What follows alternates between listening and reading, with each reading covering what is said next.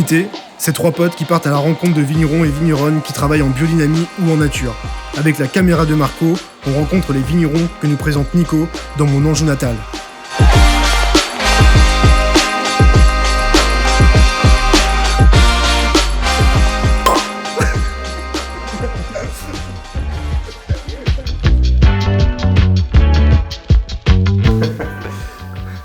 D'accord.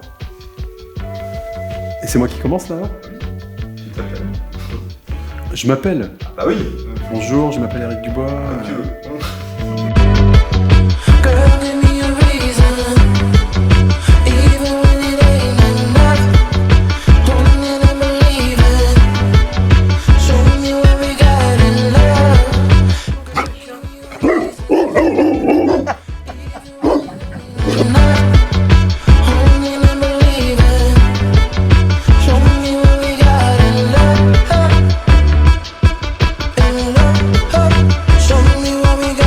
Parce que Richard Leroy, il a dit bonjour, je m'appelle Richard Leroy. Je sais plus. Oh, c'est horrible.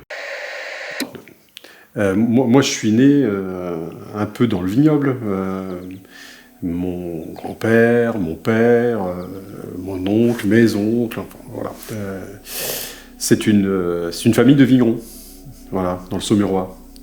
Donc oui, j'ai passé mon enfance un peu dans les vignes et puis dans cette ambiance. Alors aussi en polyculture, pas seulement la vigne. Ce qui donne une autre dimension d'ailleurs, c'est plutôt intéressant d'aborder différentes productions, voilà, de ne pas être dans la monoculture. C'est un petit peu ce qui m'effraie toujours, hein, que ce soit maintenant ou avant.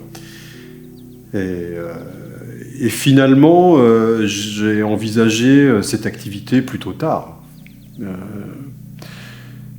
J'étais pas forcément destiné à faire ça, et le sujet ne s'est jamais vraiment abordé non plus, n'a jamais vraiment été abordé non plus. Enfin, voilà, je pense que c'est vraiment... alors, ça a été très progressif, hein. J'ai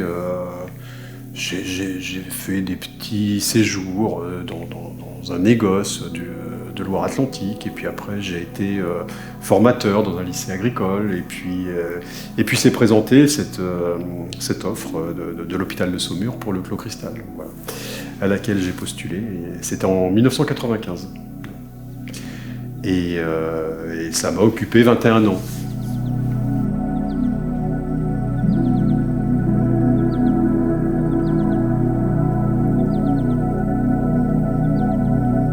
Alors ce que j'y ai apporté, je ne suis pas le meilleur juge pour ça. En tout cas, ce que je pense avoir réussi à faire, c'est exhumer une histoire que tout le monde avait oubliée.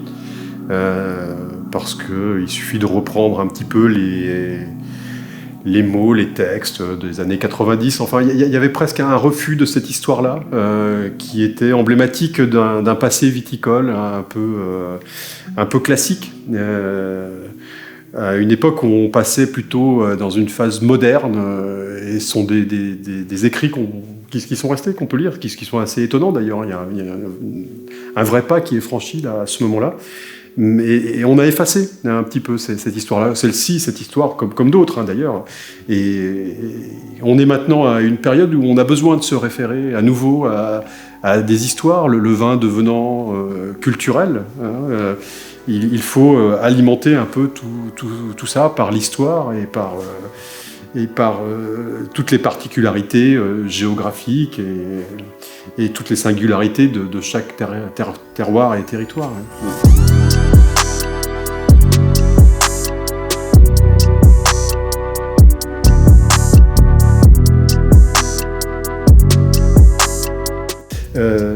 L'histoire se termine, donc il nous faut, Alex et moi, réfléchir à ce que l'on fait à l'avenir. Et je crois que j'en suis sûr même d'ailleurs, c'est à son initiative que j'ai vraiment raccroché au vignoble. Peut-être que j'aurais pu imaginer partir pour faire autre chose. Et c'est elle vraiment qui était attachée à ce métier qu'elle a découvert bien après moi, hein, et auquel elle est vraiment très très attachée, et qui nous a conduit à nous balader un peu et à essayer de voir un peu quel projet on pourrait monter, avec des conditions qui était assez forte et qui conditionnait le choix qu'on allait faire et ce qu'on allait pouvoir rencontrer. Donc on avait besoin de proximité de l'eau. C'était le premier critère, je pense. Tous les deux, on était d'accord avec ça. Il fallait qu'on vive avec nos chevaux parce que ça fait vraiment partie de la famille et on ne peut pas imaginer faire autrement. Alors qu'on vive, ça veut dire qu'on trouve un lieu où on puisse être proche d'eux, voire très proche d'ailleurs.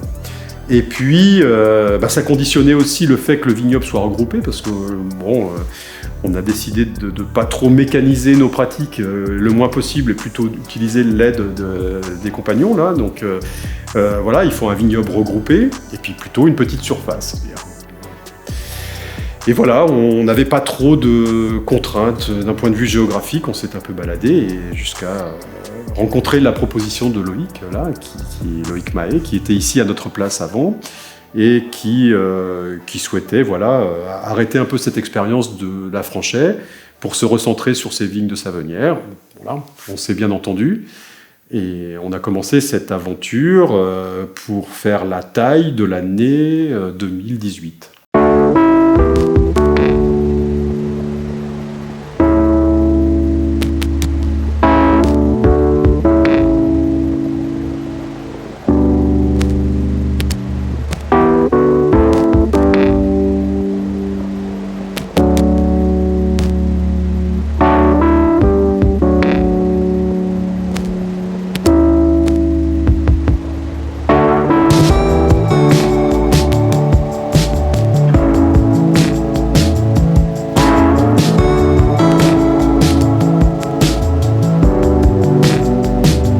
Alors avec Alex, mon épouse, ce qui nous a beaucoup plu en arrivant ici, c'est qu'il correspondait quasiment à tous les critères qu'on avait mis en avant.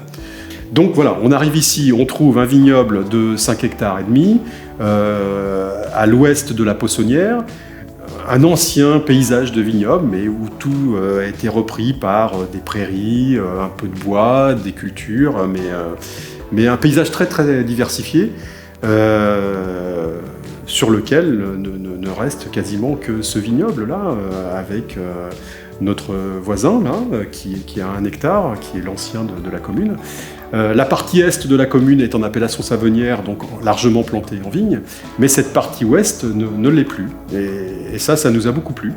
Le sol, c'est le sol de ce coteau de la Loire, c'est-à-dire du schiste avec des limons, voilà. Donc fabuleux, vraiment quelque chose. Alors pour nous, un changement de culture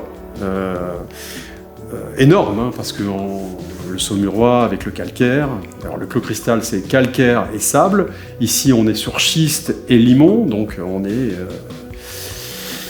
presque dans une situation opposée, donc il faut tout réapprendre. Et c'est cette fraîcheur-là que j'aime bien palper. Ça c'est vraiment extraordinaire. J'ai l'impression de recommencer tout à zéro. Ce qui est le cas finalement quand on est vigneron, je trouve, et qu'au fur et à mesure du temps qui passe, on a l'impression de comprendre des choses et que finalement on n'a jamais la possibilité d'appliquer ce qu'on a compris l'année précédente pour l'année qui vient, parce que les choses sont tellement variées et changent tout le temps qu'on peut pas. Donc, mais là, c'est vraiment dans un paysage complètement différent, avec 5 cépages différents. Sur des surfaces un peu variables, mais quand même 5 cépages différents, et un terroir homogène. Donc voilà, un peu l'idée idéale qu'on pouvait se faire de notre réinstallation. Alors le vignoble est planté principalement de Cabernet Franc, pour presque la moitié de la surface, 2 hectares et demi. Ensuite, il y a quand même du chenin, pour un petit peu moins, un peu plus d'1 hectare et demi. Et puis après, se partage la surface entre le Cabernet Sauvignon, une magnifique parcelle là, de tout petits grains, là, de toutes petites grappes là, très concentrées, qui mûrit très bien sur le terroir de Bachelot là-bas, qui est très chaud. Et puis du Gamay et du Gros Lot, sur 2 petites parcelles de 20 arts chacune, que j'ai pas du tout isolé jusqu'à maintenant, et je suis pas certain d'avoir envie de le faire, mais qui, en assemblage, me plaisent beaucoup.